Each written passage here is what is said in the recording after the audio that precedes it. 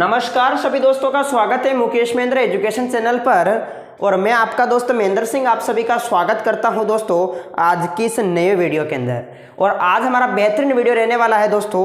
Video हमारा ये है कवि परिचय और लेखक परिचय हिंदी अनिवार्य के अंदर एक बहुत ही अच्छा चैप्टर है दोस्तों। आप मान लीजिएगा आपके बिल्कुल फोगट के नंबर हैं, ठीक है। हरिवंश राय क्या है हिंदी अनिवार्य के अंदर प्रमुख कवि परिचय और लेखक परिचय दोनों है दोस्तों। और आप बहुत सारे दोस्तों के कमेंट आ रहे थे कि भैया कौन सा मोस्ट है जो हम याद करें।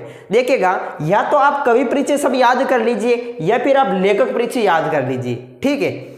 क्योंकि आपको पता होगा कि कवि परिचय आएगा इसके अथवा में लेखक परिचय आएगा, दोनों में से किसी एक को याद कर लेना। या तो लेखक परिचय सभी याद कर लो या फिर अपने कवि परिचय याद कर लो। लेकिन आप ये कह रहे थे कि सभी हमें याद नहीं होता है, आप ऐसे बताइएगा कि कौन सा मोस्ट है, तो मैं यहाँ पर मोस्ट भी बता देता हूँ, ठीक है। और बात करते हैं दोस्तों तो इनको याद कैसे करें, कैसे ये याद रखना, किस तरीके से आपको लिखना है वो भी आपको यहाँ पर साथ साथ में बताता रहूँगा, ठीक है नहीं। तो एक बार सभी क्लास को शेयर कर दीजिएगा दोस्तों, एक बार सभी क्लास को शेयर कर दीजिएगा, फिर हम क्लास को करते हैं कंटिन्यू, ठीक है नहीं। एक बार शेयर कर दीजिएगा, सभी शेयर कर दो फटाफट दोस्तों, फटाफट शेयर कर दो एक बार, फिर हम देखते हैं आगे। चलो तो देखिएगा, ठीक है नहीं। अब लिखना क्या है वो देखिएगा, ठीक है। और वैसे तो मैंने ये चैप्टर ऑलरेडी डाल रखा है दोस्तों। इस वीडियो को देखने के बाद उस वीडियो को भी जाके जरूर देखें। और वो वीडियो कहाँ मिलेगा तो वीडियो की डिस्क्रिप्शन में उसका लिंक दे रखा है, वहाँ पर मिल जाएगा, देखिएगा। अब आप यही कह रहे थे कि भैया ये 4 नंबर का लगता है दोस्तों, 4 नंबर का, तो 4 नंबर आपको पक्के करने हैं, ठीक है। देखिएगा तो अब यहाँ पर मैं एक तरफ कवि परिचय दूसरी तरफ लेखक परिचय लिखना तो बंद कर देता हूँ, आपको बताना कि मोस्ट कौन सा है। तो देखो कवि परिचय में तो आप जो है एक तो है भाई हरिवंश राय बच्चन। सबसे पहले मैं आपको कवि परिचय में मोस्ट कौन कौन सा है वो बता देता हूँ। हरिवंश राय बच्चन जी को अच्छे से आपको याद करके जाना है दोस्तों, हरिवंश राय बच्चन। दूसरा है अपने कुंवर नारायण जी, तो कुंवर नारायण जी ये भी मोस्ट। इसके अलावा तीसरा है फिराक गोरखपुरी। हरिवंश राय बच्चन, कुंवर नारायण और फिराक गोरखपुरी ये 3 मोस्ट हैं, ठीक है। और लेखक परिचय में यदि मैं बात करता हूं तो लेखक परिचय में एक तो है भाई अपने महादेवी वर्मा और दूसरा है अपने हजारी प्रसाद द्विवेदी। तो इन तीनों को आपको याद करना है, ठीक है। आगे बात समझ में देखिएगा किस प्रकार से है। सबसे पहले निकालता हूं मैं अपना pen, red pen. Harivansh Rai Bachchan, Harivansh Rai Bachchan, Harivansh Rai Bachchan.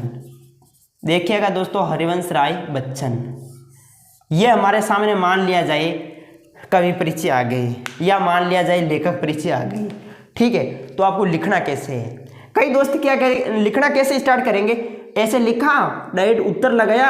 Harivansh Rai Bachchan ji का जन्म 1907 में हुआ था, इलाहाबाद उत्तर प्रदेश के अंदर हुआ था। इनकी प्रमुख रचनाएं मधुशाला, मधुबाला, मधुकलश, निशा निमंत्रण, एकांत संगीत, नए पुराने जैरों के, टूटी फूटी कड़िया, क्या भूलू क्या याद करूं, ठीक है, प्रवासी की डायरी। इस तरीके से यानी लिखना शुरू कर देंगे तो दोस्तों आपको नंबर मिलेगा तो है, लेकिन एग्जामिनर जो है वो आपसे खुश नहीं होगा कि भाई ये क्या लिख रखा है। इतना टाइम कहाँ है उनके पास पढ़ने का, हाँ उनके पास इतना टाइम नहीं रहता दोस्तों कि भाई आपके पूरे कवि परिचय को पढ़े। तो अगर आपको देखो अगर आपको याद नहीं है लेकिन लिखने का तरीका आता है दोस्तों तो एग्जामिनर आपको पूरा नंबर देगा, एक नंबर भी नहीं काटेगा। देखिएगा मान लिया जाए हमारे सामने हरिवंश राय बच्चन जी आ गए, ठीक है। तो आपको सबसे पहला पॉइंट बनाकर वो लिखना है, पॉइंट बनाते हुए देखो सबसे पहला पॉइंट लिखते हैं। हरिवंश राय बच्चन जी का जन्म हुआ था 1907 में, ठीक है। मान लिया जाए सबसे पहले आप लिखेंगे इस तरीके से कि हरिवंश राय बच्चन जी का जन्म कहाँ हुआ था, 1907 में हुआ था। कहाँ हुआ था, इलाहाबाद यूपी के अंदर हुआ था, इलाहाबाद उत्तर प्रदेश के अंदर। इस तरीके से आप लगा दिए कि भाई इलाहाबाद यूपी के अंदर किनका जन्म हुआ था, हरिवंश राय बच्चन जी का जन्म हुआ। पहला पॉइंट तो ये लगा दिया। दूसरा पॉइंट आप लिखेंगे, देखो कवि परिचय में आपको याद करना है। इसमें देखो सबसे पहले तो जन्म कहाँ हुआ था, रचना कौन कौन सी है, पुरस्कार कौन कौन से मिले, ये जिनको मिले हैं तो लिख सकते हैं पुरस्कार, बाकी नहीं लिखो, अपनी मर्जी, पॉइंट बनाते हुए चलना है। जैसे मैं यहाँ पर लिखता हूँ जन्म हो गया, रचना की बात करते हैं कि भाई रचनाएं कौन कौन सी है। अब रचनाएं इस तरीके से आपने लिखा दूसरा पॉइंट, बाकी डैश डैश करके पहला पॉइंट इसी तरीके से, ठीक है। पहला पॉइंट आप लिखना है कि प्रमुख रचनाओं में जैसे मधुशाला है, मधुशाला है। इसके अलावा प्रमुख दूसरी रचना है मधुबाला, मधुशाला के बाद में जैसे मधुबाला है, मधुशाला, मधुबाला। तीसरा पॉइंट आप लिखेंगे इसी में जैसे मधुकलश, मधुकलश है, मधुकलश, ठीक है। अब मधुशाला कब प्रकाशित होती है? 1935 की यह प्रमुख रचना है। ये 1938 की प्रमुख रचना है। ये भी 1938 की प्रमुख रचना है। इस तरीके से आपने लिखा। चौथा पॉइंट इसी में आप लिखेंगे इस तरीके से। जैसे और क्या क्या है, तो जैसे एकांत संगीत है, ठीक है, एकांत संगीत, अन्य रचना भी आप लिख सकते हैं, एकांत संगीत है। तो इसी प्रकार से नए पुराने झरोखे हैं। नए पुराने क्या है दोस्तों? नए पुराने झरोखे हैं। नए पुराने झरोखे हैं। और आगे लिखेंगे अगला पॉइंट, नए पुराने झरोखे हो गए। टूटी फूटी कड़िया हो गई, ठीक है, टूटी फूटी कड़िया, टूटी फूटी कड़िया, टूटी फूटी क्या हो गई दोस्तों? टूटी फूटी कड़िया हो गई। टूटी फूटी कड़िया तो इनका काव्य संग्रह है। क्या है दोस्तों? काव्य संग्रह। तो कोष्टक में आप लगा सकते हैं कि टूटी फूटी कड़िया इनका काव्य संग्रह है। इसके अलावा अगला और पॉइंट लिख सकते हैं, जैसे क्या भूलूं क्या याद करूं, क्या भूलूं, ठीक है, क्या भूलूं क्या याद करूं, क्या याद करूं, याद करूं। इस तरीके से आप लिखेंगे तो एग्जामिनर देखते ही आपको नंबर पूरा देगा दोस्तों। पहला पॉइंट ये हो गया जन्म कब हुआ। दूसरा पॉइंट हो गया रचना। अब आप आगे लिखना चाहो तो लिख सकते हैं, जैसे मैं यहीं पर लगाता हूं तो तीसरा पॉइंट, इसी में तीसरा पॉइंट लगाऊं। अब तीसरे पॉइंट में आपको लिखना है, जैसे इनकी एक डायरी है, प्रवासी की डायरी, जैसे ठीक है मैं यहाँ पर लिखता हूँ इनकी डायरी। डायरी कौन सी क्या है? तो प्रवासी की डायरी। प्रवासी की क्या है? डायरी। इनकी जो काफ़ी फेमस डायरी है प्रवासी की डायरी। और इसी में आपको आगे चलना है। जैसे यहाँ पर चौथा पॉइंट लिखता हूँ तो मैं यहाँ पर लिख देता हूँ इसी में चौथा पॉइंट, ठीक है, चौथा पॉइंट इसी में यहाँ पर लिख देता हूँ। चौथा पॉइंट में आपको ये लिखना है कि ये जो हरिवंश राय बच्चन जी हैं, इनकी डायरी प्रवासी की डायरी है। और इनका जो वाडम्य है, देखो वाडम्य, ये बच्चन ग्रंथावली के नाम से, बच्चन ग्रंथावली के नाम से 10 खंडों में प्रकाशित किया गया है। 10 खंडों में क्या किया गया है? प्रकाशित किया गया है। इनका जो वाडम्य है वो बच्चन ग्रंथावली के नाम से 10 खंडों में प्रकाशित है। इसके अलावा 5वां पॉइंट और इनसे संबंधित आप लिख सकते हैं कि जो हरिवंश राय बच्चन जी हैं, जैसे 1942 से, ठीक है, 1942 से 1952 तक, 1942 से 1952 तक ये इलाहाबाद विश्वविद्यालय के अंदर, ठीक है, इलाहाबाद जो विश्वविद्यालय है, इस्लाहाबाद विश्वविद्यालय, वहाँ पर ये प्राध्यापक रह चुके हैं, यानी ठीक है प्राध्यापक। 1942 से 1952 तक इलाहाबाद विश्वविद्यालय में ये क्या रह चुके हैं? इलाहाबाद विश्वविद्यालय में प्राध्यापक रह चुके हैं, ठीक है। छठा पॉइंट आप इनसे लिख सकते हैं कि भाई जैसे हरिवंश राय बच्चन जी की जो मृत्यु है वो कहाँ हुई थी? तो प्रमुख मृत्यु की बात करें तो इनकी 2003 ईस्वी में इनकी मृत्यु हो जाती है। कहाँ होती है? मुंबई के अंदर, मुंबई में इनकी मृत्यु हो जाती है, ठीक है। तो इस तरीके से दोस्तों आपको लिखना है, ठीक है। अब इस तरीके से पॉइंट बनाते हुए आप लिखते हैं कॉपी के अंदर तो बिल्कुल पेज भी अच्छा भरेगा और आपको देखते ही एग्जामिनर अच्छे नंबर देगा, ठीक है। तो इस तरीके से आपको लिखना है कि हरिवंश राय बच्चन का जन्म 1907 में हुआ था, इलाहाबाद के अंदर हुआ था। इनकी प्रमुख रचनाएं कौन कौन सी है? इनकी डायरी, इनका वांग्मय, और 5वां पॉइंट जैसे 1942 से 1952 इलाहाबाद विश्वविद्यालय में ये प्राध्यापक रह चुके हैं और इनकी मृत्यु हो गई। इतने सारे लिख देंगे तो आपको पूरे 4 नंबर मिल जाएंगे, ठीक है। अब जैसे मैं और कवि परिचय में जैसे दूसरा कवि परिचय की बात कर लेता हूँ। जैसे यहाँ पर ही बात करता हूँ मैं आलोक धनवाजी की। किसकी बात करता हूँ? आलोक धनवाजी की। वैसे मोस्ट कुंवर नारायण जी हैं, चलो कुंवर नारायण जी की बात कर लेते हैं, ठीक है। कुंवर नारायण जी, मैं इस तरीके से आपको लिखने का तरीका बता रहा हूँ कि भाई पॉइंट बाय पॉइंट बनाते हुए आपको लिखना है, ठीक है। और वैसे तो ये आपने मैंने वीडियो डाल रखे हैं दोस्तों, सभी वीडियो तो आपने देखे होंगे, ठीक है। अब जैसे मैं दूसरा पॉइंट यहाँ पर लिखूँ, जैसे मान लिया जाए हमारे सामने आ गए आलोक धनवाजी, आ गए आलोक धनवाजी, ठीक है, आलोक धनवाजी आ गए। तो आलोक धनवाजी से संबंधित आप क्या लिखेंगे? सबसे पहले इनका जन्म लिखेंगे, जन्म कहाँ हुआ था? आपको पता होगा 1948 में, 48 मुंगेर बिहार के अंदर जन्म हुआ। दूसरा पॉइंट आप लिखेंगे आलोक धनवाजी जो है इनकी प्रमुख, जैसे आप रचनाएं लिखेंगे, इनकी रचनाएं कौन कौन सी हैं। तो पहला पॉइंट लिखेंगे जैसे इनकी पहली कविता जनता का आदमी जो 1972 में प्रकाशित हुई थी, ठीक है, जनता का आदमी 1972 में प्रकाशित हुई थी। दूसरी भागी हुई लड़कियां, तीसरा बुरनों की बेटियां, चौथा दुनिया रोज बनती है। इस तरीके से आप लिखेंगे। अब जैसे प्रमुख पहला पॉइंट ये हो गया, दूसरा पॉइंट ये हो गया, तीसरा पॉइंट आप लिख सकते हैं कि भाई इनको पुरस्कार कौन कौन से मिले हैं।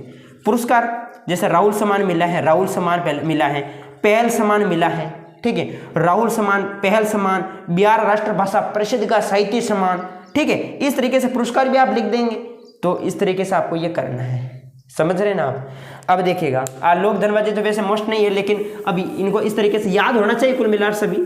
अब मैं जहाँ पर बात करता हूँ कुंवर नारायण जी। देखो कुंवर नारायण जी को आप किस तरीके से याद करेंगे, ठीक है, कुंवर नारायण जी, कुंवर नारायण जी, कुंवर नारायण। कुंवर नारायण को मैं यहीं पर याद करवा देता हूँ। ठीक है, सबसे पहली बात तो कुंवर नारायण जी का जो है वो जन्म कब हुआ था। ठीक है, पहला पॉइंट आप लिखेंगे इसमें कि कुंवर नारायण जी का जन्म जो है वो कब हुआ था। आप सभी को पता जन्म कब हुआ था, 15 नवंबर 1917 में हुआ था। 1927 के अंदर कब हुआ था, 1927 में हुआ था इनका फैजाबाद उत्तर प्रदेश के अंदर, फैजाबाद उत्तर प्रदेश में, फैजाबाद यूपी के अंदर कुंवर नारायण जी का जन्म हुआ था। दूसरा पॉइंट आप लिखेंगे रचना से संबंधित कि रचनाएं कौन कौन सी है। ठीक है, रचनाओं की ट्रिक है कि आज और आज से पहले, आज और आज से पहले अपने सामने इन दिनों कोई दूसरा नहीं होना चाहिए, परिवेश हम और तुम, लेकिन ना तो किसी दूसरों के चक्रों में पड़ना है। ठीक है, मैं क्या बोल रहा हूं, ये प्रमुख रचना बोल रहा हूं।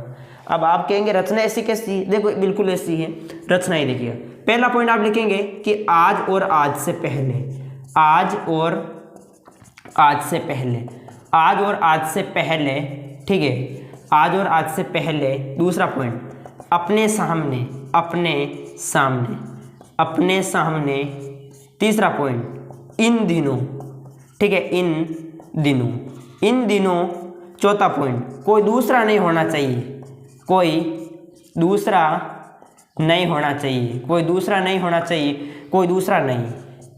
परिवेश, परिवेश हम तुम, परिवेश हम तुम, और ना किसी दूसरों के चक्रों में पड़ना है, चक्रव्यूह। ठीक है, चक्रव्यूह। तो चक्रव्यूह जो है 1956 का इनका प्रथम काव्य संग्रह है। प्रथम क्या है दोस्तों, प्रथम काव्य संग्रह है, काव्य संग्रह है।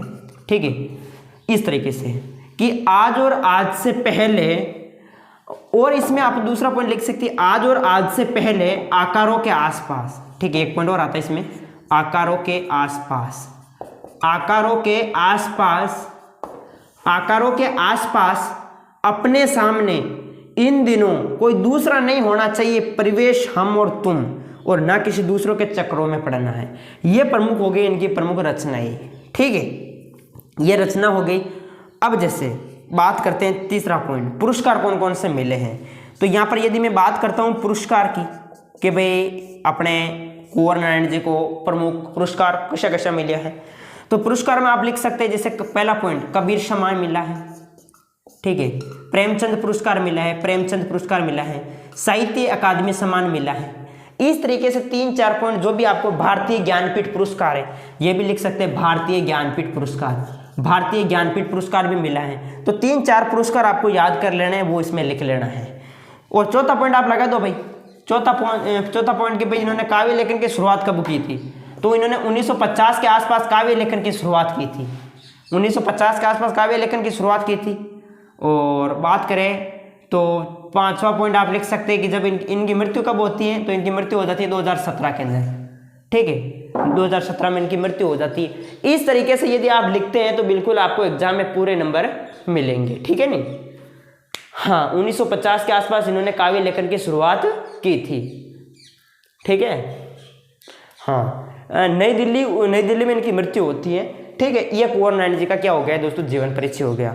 तो कवि परिचय हो चाहे लेखक परिचय हो, आपको करना क्या है, पॉइंट बाय पॉइंट बनाते हुए लिखना है। ठीक है, तो कवि परिचय मैंने बता दिया कौन सा मोस्ट है, और लेखक परिचय भी मैंने बता दिया है। लेखक परिचय में तो भाई याद करना है आपको, जैसे सूर्यकांत त्रिपाठी निराला, महादेवी वर्मा हो गई, और हजारी प्रसाद द्विवेदी। ठीक है, और ये कवि परिचय हो गई दोस्तों। एक फिरा गोरखपुरी और बच गया। तो सबसे पहले फिरा गोरखपुरी का जन्म कब हुआ था, फिरा गोरखपुरी का मूल नाम क्या है। फिरा गोरखपुरी का जन्म जैसे गोरखपुर उत्तर प्रदेश के अंदर हुआ था, मूल नाम इनका रघुपति साई फिराक है। प्रमुख रचनाएं कौन कौन सी, प्रमुख पुरस्कार कौन कौन से मिले, इस तरीके से लिखना है। ठीक है, मैं यहाँ पर लिख बता देता सभी को, लेकिन टाइम ज़्यादा हो जाएगा, वीडियो लंबा हो जाएगा, तो आप इनको आसानी से याद कर लेंगे। और दोस्तों मेरा दूसरा वीडियो जरूर जाके देखें दोस्तों, डिस्क्रिप्शन में उसका लिंक दे रखा है। ठीक है, चलो तो फिर आपको मिलेंगे नेक्स्ट वीडियो में, और भी जिस टॉपिक पर आपकी मांग होगी तो बिल्कुल उसको जरूर लाया जाएगा। ठीक है, तो जय हिंद जय भारत, और चैनल को जरूर सब्सक्राइब करें अगर अच्छा लगा है तो। ठीक है, तो मिलेंगे आपको कल।